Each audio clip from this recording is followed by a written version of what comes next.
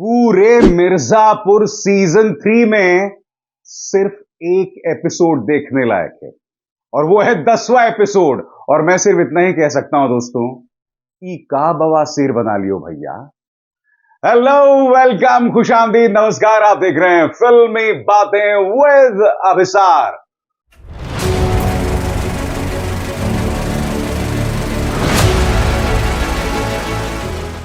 फिल्मी बातें विद अभिसार।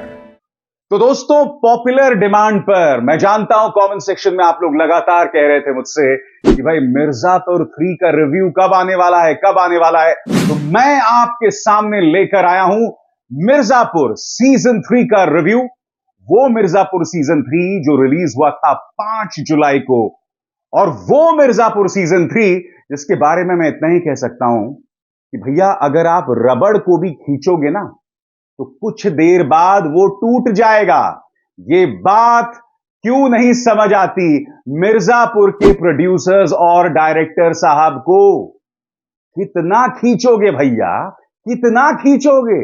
इतना खींच रहे थे कि जनता देखने के बाद कहने लगी भैया अब तो ये डायरेक्टर हमारी खींच रहा है, प्रोड्यूसर्स हमारी खींच रहे हैं।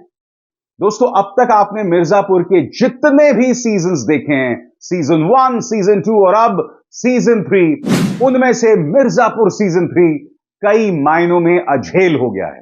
मैं आपको बतलाना चाहूंगा दोस्तों, मैं 5 दिनों से यह देखने की कोशिश कर रहा हूं, मगर यकीन मानिए दोस्तों, जिस धारा प्रवाह अंदाज में, जिस कंटिन्यूटी से मैंने सीजन 1 और सीजन 2 को देखा था, शायद एक ही रात में सीजन 1 को खत्म किया था और उसके बाद एक ही रात में सीजन 2 को खत्म किया था, ऐसा कुछ भी मिर्जापुर सीजन 3 के साथ नहीं। और दोस्तों, इस रिव्यू को देखने से पहले मैं चेतावनी देने वाला हूं कि इस रिव्यू के अंदर स्पॉइलर अलर्ट्स हैं। जी हां, स्पॉइलर अलर्ट्स हैं। और आप लोगों में से जिन लोगों ने सीजन 3 नहीं देखा, मेरा आपको मशवरा कि आप ये कार्यक्रम यहीं पर देखना बंद कर सकते हैं। तो स्पॉइलर अलर्ट से मेरा क्या मतलब है दोस्तों? मिर्जापुर सीजन 3 में आप अखंडानंद यानी कालीन भैया को देखते हैं। उन्हें गोलियां लग चुकी होती हैं। शुरुआत में उन्हें कोमा में दिखाया जाता है और फिर वो कोमा से बाहर सामने आते हैं। इस पूरे मिर्जापुर सीजन 3 में उन्हें बहुत ही कमजोर दिखाया गया क्योंकि उनकी शरीर में गोलियों के भाव होते हैं। मगर वो लगातार शरद शुक्ला, जिसका किरदार अंजुम शर्मा निभा रहे हैं, उन्हें मशवरा देते रहते हैं, उन्हें बताते रहते हैं कि किस तरह से गुड्डू पंडित के साथ मुकाबला किया जाए। आप में से जो लोग सीजन 3 देख चुके हैं, आप जानते हैं कि दरअसल सीजन 3 गैंग वॉर है गुड्डू पंडित और शरद शुक्ला के बीच।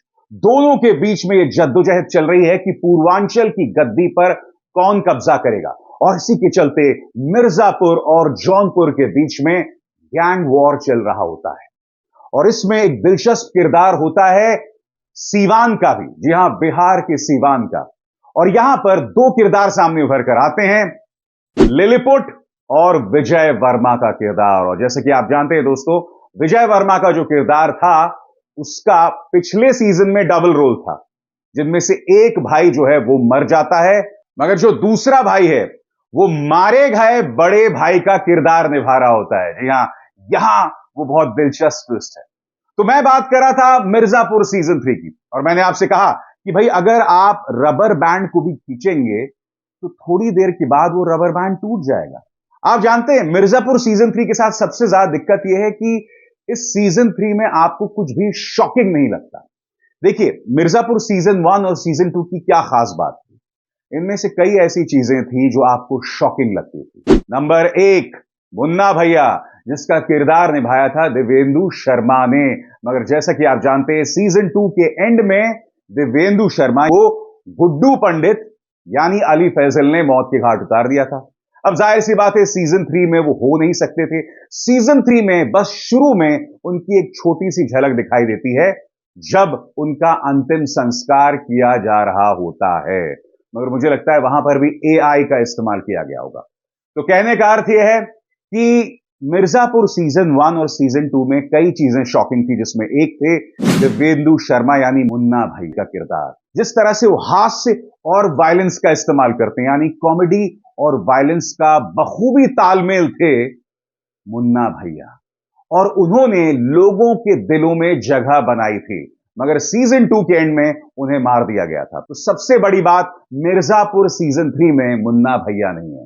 हां, मिर्जापुर सीजन 3 में यह कोशिश की गई है कि गुड्डू भैया को बिल्कुल मुन्ना भैया के अंदाज में बहुत ही मेनेसिंग दिखाया जाए, खौफनाक बताया जाए। यहां तक कि गुड्डू पंडित सीजन 3 में ड्रग्स भी लेना शुरू कर देते हैं, बिल्कुल मुन्ना भैया के अंदाज में। मगर यहां वो बात बनती नहीं। मिर्जापुर सीजन 1 और सीजन 2 में कई ऐसी शॉकिंग चीजें थी जो कि सीजन 3 में है ही नहीं। मसलन कालीन भैया के पिता का जो किरदार निभा रहे थे कुलभूषण खरबंडा, वो देख लेते हैं कि किस तरह से परिवार की बहू यानी कालीन भैया की पत्नी बीना, जो किरदार निभा रही है रसिका दुग्गल, वो एक नौकर के साथ बिस्तर में थी।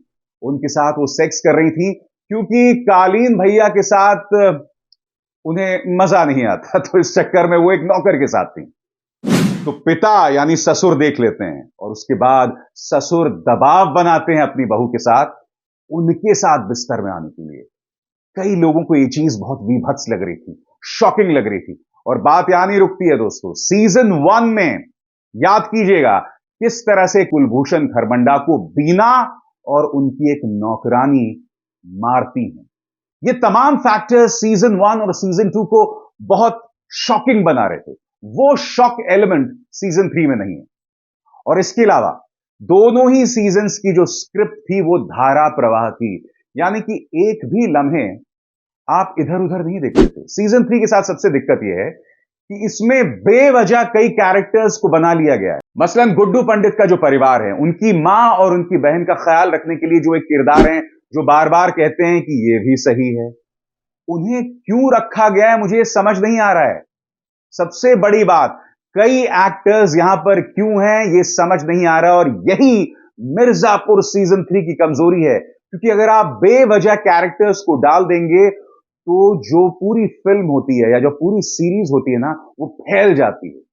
अगर मैं एक दिलचस्प आपको कंपैरिजन दूं या तुलना दूं, तो सीजन 1 और सीजन 2 एक ऐसा युवा था जिसके 6 पैक एब्स थे, और सीजन 3 एक ऐसा आदमी था जिसकी तोंद बाहर निकली हुई थी। जी हां, यह फर्क है। सीजन 3 की कहानी इतनी ज्यादा भटक जाती है कि हर जो एपिसोड गुजरता जाता है आप पिछला एपिसोड भूलते जाते हैं। आपको यही नहीं समझ आता कि भाई कहानी क्या है। कहानी बहुत सिंपल है। कहानी थी वर्चस्व की, कहानी थी गुड्डू भैया और शरद शुक्ला के बीच में गैंग वॉर की। सीरीज के मेकर्स को, डायरेक्टर को, प्रोड्यूसर्स को, राइटर्स को इसी के इर्द गिर्द कहानी बनानी चाहिए थी, मगर बेवजह से फैला दिया गया है। और जैसे मैंने कहा ना, इस पूरी सीजन में सिर्फ एक एपिसोड देखने लायक है, और वो है आखिरी एपिसोड।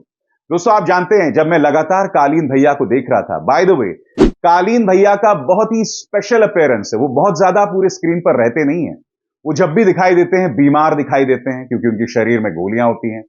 वो लगातार शरद शुक्ला को मशवरा दे रहे होते हैं, मगर इस मशवरे के पीछे उनका एक बहुत बड़ा प्लान है, और वो प्लान आखिरी एपिसोड में उभर कर आता है। स्पॉइलर अलर्ट, आप चाहें तो अभी यह कार्यक्रम देखना बंद कर सकते हैं।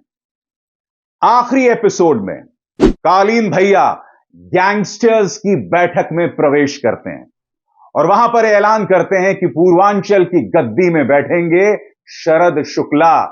मगर वहीं पर खेला हो जाता है। पुलिस रेड मारती है और शरद शुक्ला और तमाम गैंगस्टर्स को मौत के घाट उतार दिया जाता है। खुद कालीन भैया उन्हें मौत के घाट उतारते हैं। कालीन भैया उसके बाद गुड्डू पंडित के पास जाते हैं जो जेल में बंद होते हैं, उन्हें मौत के घाट उतारने, मगर गुड्डू भैया फरार हो जाते हैं। इसका मतलब सीजन 4 आने वाला है, और सीजन 4 में अब सीधी जंग होगी कालीन भैया और गुड्डू पंडित के बीच में।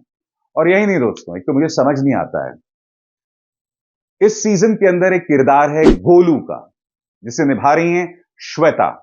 मैं एक बात स्पष्ट कर दूं, श्वेता एक निहायत ही टैलेंटेड एक्ट्रेस हैं और मुझे बहुत पसंद है। मैंने उन्हें पहली बार मसान में देखा था एक छोटे से रोल में, और बहुत ही खूबसूरत किरदार उन्होंने निभाया था विकी कौशल के साथ। और गोलू को यहां पर एक गैंगस्टर के तौर पर दिखाया गया है। माफ कीजिएगा, गोलू किसी भी सूरत में गैंगस्टर नहीं लगती हैं, और जो भौकाल बनाने की बेवजह कोशिश की गई है वो यहां पर साबित नहीं हो रहा है। गोलू किसी भी कीमत पर एक खौफनाक गैंगस्टर नहीं दिखाई देती।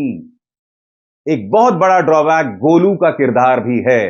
जी हां, गोलू को बेवजह हाथ में पिस्तौल लेके इधर उधर दौड़ाने की जरूरत नहीं थी।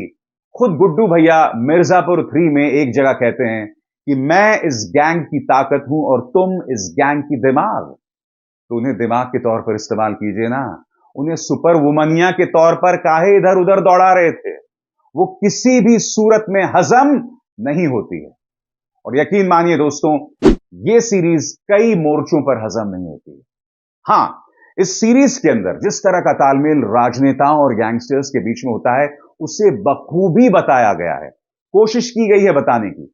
मुख्यमंत्री के किरदार में ईशा तलवार हैं जो बिल्कुल भी नहीं जचती, बिल्कुल भी नहीं जचती। कुछ ही सीन्स पर वो अपना प्रभाव छोड़ती है, मगर बाकी तमाम सीन्स में जो एक उम्मीद की जानी चाहिए थी एक स्ट्रांग कैरेक्टर द्वारा, उसमें वो नाकाम साबित होती हैं। कहने का अर्थ यह है दोस्तों कि मिर्जापुर 3 पूरी तरह से भटक गई है। ऐसे में हमें क्या उम्मीद करनी चाहिए मिर्जापुर 4 से? उम्मीद अच्छी करनी चाहिए और मैं आपको बताता हूं क्यों। क्योंकि मिर्जापुर 3 में इधर उधर के जो फालतू के कैरेक्टर्स हैं ना, वो सब मर गए हैं जिनकी जरूरत नहीं थी। अब मैं उम्मीद करता हूं कि मिर्जापुर सीजन 4 के राइटर्स मेहनत करेंगे और एक शानदार प्रोडक्ट देंगे, एक शानदार सीरीज देंगे। दिक्कत यही होता है दोस्तों, कई जो वेब सीरीज हैं वो सीजन 3 के आते आते बिखर जाते हैं। मैं आपको 3-4 मिसाल देता हूं। सेक्रेड गेम्स सीजन 1 एक शानदार सीरीज थी, मगर सीजन 2 में बैठ गया। उसके बाद सीजन 3 आया ही नहीं। पंचायत पार्ट 1, पंचायत पार्ट 2 शानदार। मैं ये नहीं कहता हूं कि पंचायत पार्ट 3 खराब थी, मगर पंचायत पार्ट 3 के साथ दिक्कत थी कि जो पंचायत की आत्मा है, जो वेब सीरीज की आत्मा थी ना, वही गायब थी। यानी पंचायत 3 के क्लाइमैक्स तक पहुंचते पहुंचते उसे मिर्जापुर बनाया जा रहा था। ये सब हो रहा है, देख रहा है ना विनोद। दोस्तों, मैं उम्मीद करता हूं कि फरहान अख्तर जो कि प्रोड्यूसर हैं मिर्जापुर के, वो सीजन 4 में हमें एक बेहतरीन वेब सीरीज देंगे। मुझे पूरी उम्मीद है, क्योंकि मिर्जापुर की सबसे बड़ी ताकत है इसके एक्टर्स। जी हां, इसका ब्रांड, और वो अभी भी बदस्तूर बने हुए हैं। हां, मुन्ना भैया की कमी आपको खलती है और मुझे लगता है कि उन्हें वापस लाया जा सकता है। भाई, मुन्ना भैया को लाने के कई तरीके हो सकते हैं। मसलन आप उन्हें भूत के तौर पर ला सकते हैं, और यही नहीं, आप उन्हें गुड्डू पंडित के सपनों में ला सकते हैं। क्योंकि देखिए, मिर्जापुर एक बहुत ही ट्विस्टेड गैंगस्टर ड्रामा है। इसमें कुछ भी हो सकता है। आप भूत ले आइए, भूत ना ले आइए तो भाई मुन्ना भैया को सपनों में ले आइए, है ना, बुरे ख्वाब में दिखाई देंगे। तो ऐसे में मिर्जापुर सीजन 4 में वापसी हो सकती है मुन्ना भैया की। आपको क्या लगता है? कमेंट सेक्शन में जरूर बताइएगा। और अभिसार शर्मा को दीजिए इजाजत। नमस्कार।